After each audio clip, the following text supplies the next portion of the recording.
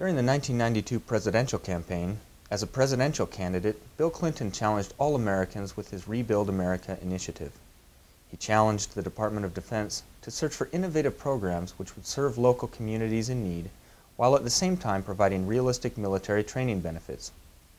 California National Guard Innovative Readiness Training has become a clear solution to fulfilling those requirements.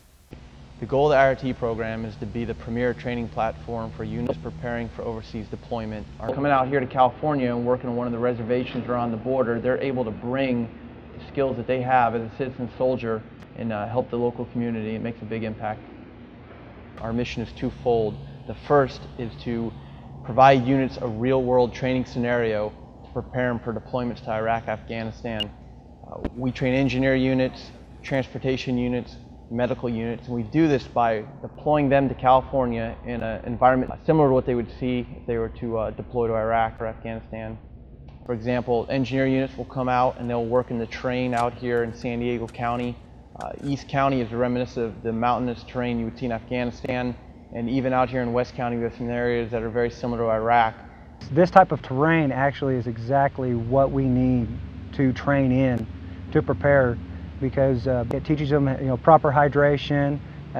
They learn hand and arm signals so that we don't have to yell, we don't have to have radios to operate a job site. We really enjoyed it. We really like coming out here to San Diego and performing these missions, because no one mission, we've done 3 missions out here and they all 3 have been different, which has required different equipment for us to operate, which is really great for our guys. These soldiers have gotten a lot of stick time on a lot of different equipment. This is more like what they would have to do if they were deployed.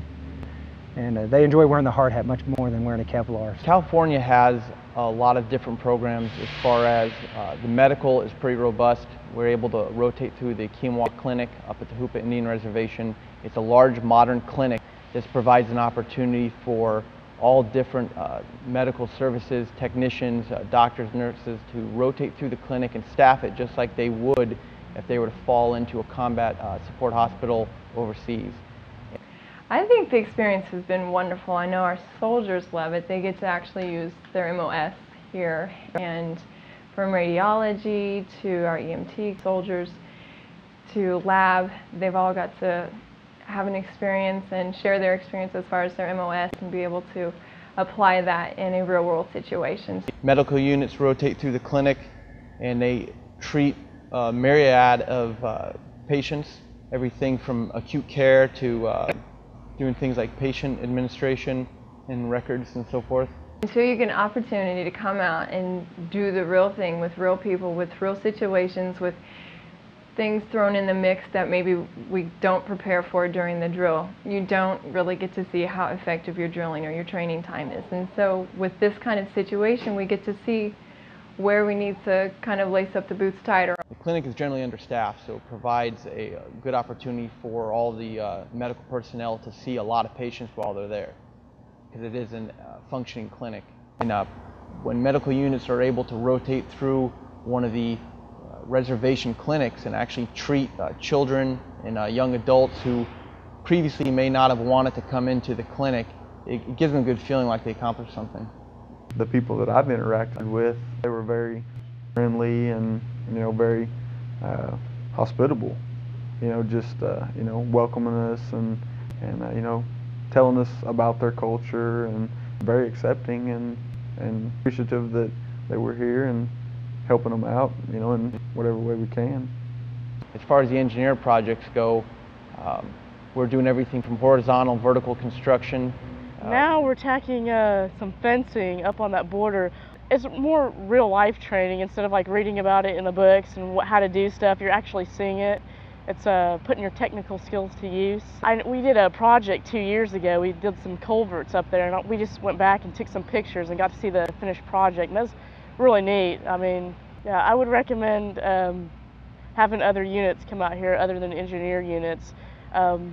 Being able to support a mission and training at the same time, I mean, you can't beat it, really. A great part about the program is that the soldiers and airmen do get to come out and help an underserved nation. Working on Indian reservations, which are generally poor and have a very small budget for road improvement, they're able to come out and complete a project that will have a tangible and long-term effect for the community.